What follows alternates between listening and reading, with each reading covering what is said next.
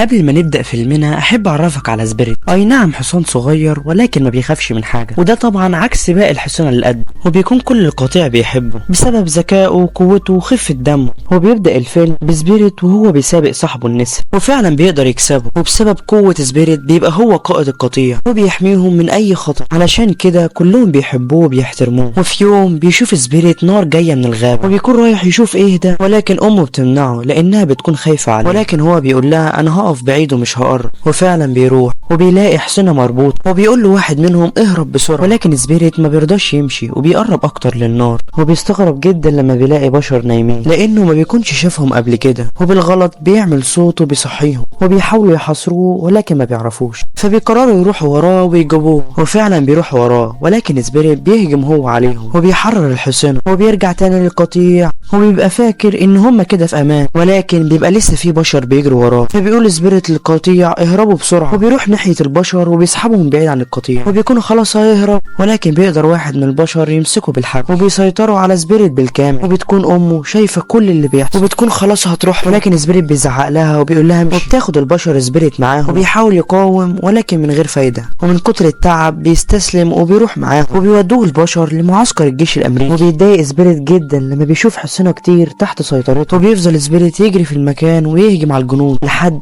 ما بيجي القائد وبيقول لهم ايه الدوشه. فبيقول له واحد من الجنود الحصان المجنون ده عمال يهجم عليه، فبيأمرهم القائد انهم يجندوا سبيريت. في الوقت ده بيكون سبيريت نفسه يخلص على القائد، وبتبدأ الجنود تحلق لسبيريت شعره الطويل، ولكن سبيريت بيقدر يضرب اللي كان بيحلقه. فبيجي القائد وبيقول لهم ودوه لحلبة الترويض، وفعلا بيودوه، ولكن ولا واحد بيقدر عليه، ولان سبيريت ما بيكونش لاقي حد قادر عليه فبيتف عليهم. وبيفضل سبيريت على كده لحد ما القائد بيأمر الجنود انهم يربطوه 3 ايام من غير اكل ولا شرب، وفعلا بيربطوه. وبيكون سبيريت تعبان جدا بسبب درجة الحرارة، وبيجي الليل وبيكون سبيريت مفتقد امه جدا. وتاني يوم بنشوف القائد وهو بيستفز سبيريت وبيشرب قدامه ميه، ومرة واحدة بتمسك الجنود واحد كان قريب من المعسكر، فبيقول لهم القائد اربطوه جنب الحصان من غير اكل ولا شرب، وفعلا بيربطوه، وبنعرف ان اسمه كيريك. وبيلاحظ سبيريت انه مش شبههم، وبيجي الليل وبيكون خلاص سبيريت جاب اخره، وبيشوف كيريك وهو بيعمل صوت غريب كأنه بينادي حد من بعيد. ومرة واحدة بتتحدف سكينة من بره المعسكر، وبنعرف ان كيريك كان بينادي على واحد من قبيلته، وبيقدر كيريك ياخد السكينة. وبيصحى المعسكر كله لما بيعرفوا ان كان في حد حوالين المعسكر، وبيسأل القائد الجنود وبيقول لهم الحصان ده بقاله قد ايه مربوط. فبيقول له واحد من الجنود ده 3 ليلة ليه. فبيقول لهم تمام، ودوه بقى لحلبة الترويض. وبنشوف القائد وهو بيحاول يسيطر على سبيريت، ولان سبيريت بيكون بقاله 3 ايام من غير ولا اكل ولا شرب فبيستسلم، وقبل ما يخرج بيقلب سبيريت القائد وبيرميه بعيد. وبيكون ساعتها كيريك شايف كل اللي بيحصل وبيكون مبهور بقوة سبيريت، وبتفرح الحصانة كلها باللي عمله في القائد. فبيتضايق القائد جدا من اللي حصل، وبيطلع المسدس بتاعه وبيكون خلاص هيخلص على سبيريت، ولكن كيريك بيكون فك نفسه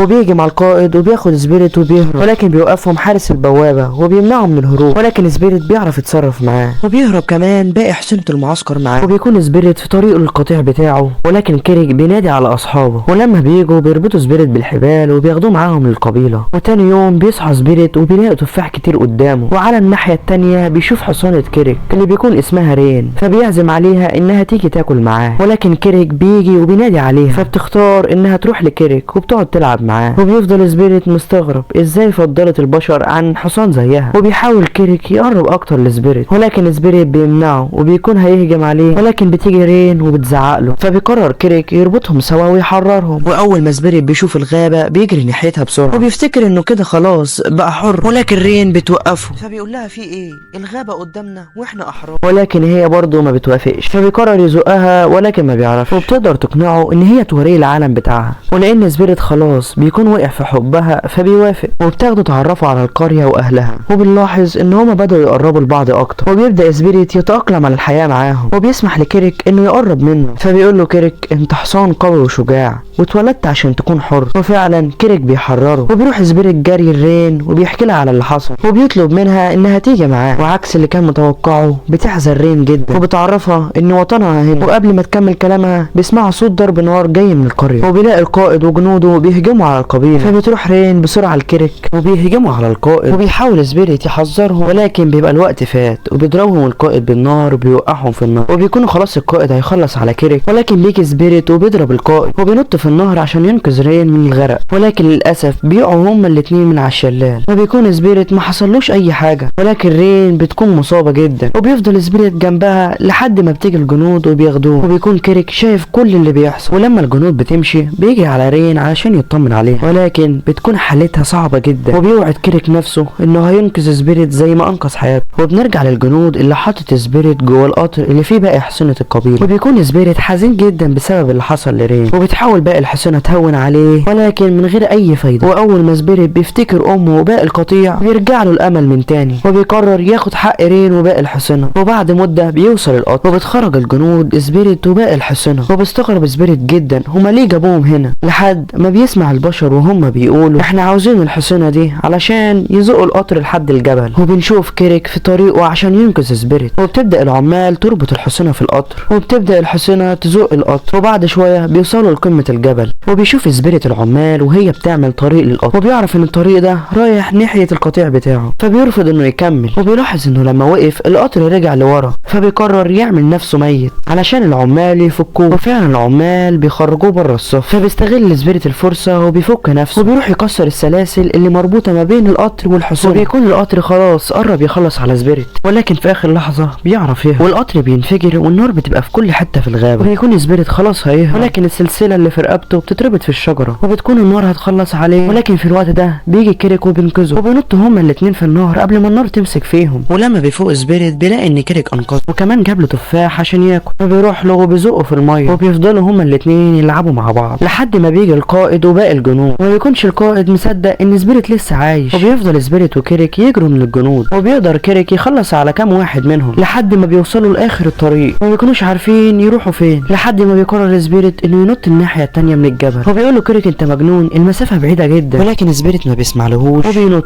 وفعلا بينجح. وما بيكونش كيريك مصدق اللي حصل. وعلى الناحيه التانيه من الجبل بيكون القائد شاف كل اللي حصل، وشاف قد ايه سبيريت حصان شجاع وقوي. وبيكون واحد من الجنود لسه هيضرب عليهم نار، ولكن القائد بيمنعه، وبيدي التحيه العسكريه لسبيريت وبيسيبه وبيمشي. وبيفرح كيريك وسبيريت جدا ان اخيرا محدش هيطاردهم تاني، وبيرجعوا تاني للقبيله. واول ما بيشوف سبيريت القبيله بيفتكر رين والاوقات الجميله اللي قضوها سوا. ولكن مره واحده كيريك بيصفر وبتيجي رين، وبيفرح سبيريت جدا لانها لسه عايشه. وبيقول كيريك لرين انا عمري ما هنساك. بيقول لسبيريت انا متاكد انك هتخلي بالك مني لانك انت اقوى حصان انا شفته في حياتي. وبيحضنوا بعض وبيكونوا في منتهى الحزن، وبيودعوه وبيسيبوه وبيمشوا، وبيفضلوا هما الاتنين يجروا بسرعه لمسافه طويله لحد لما بيوصلوا للقطيع. وبيشوف امه اللي بتكون مبسوطه جدا ان سبيريت رجع من تاني. وهنا بينتهي الفيلم. لو عجبك الفيلم متنساش تشترك في القناه وترجع تتفرج على الفيديوهات القديمه وتستنى الفيديوهات الجديده يعني.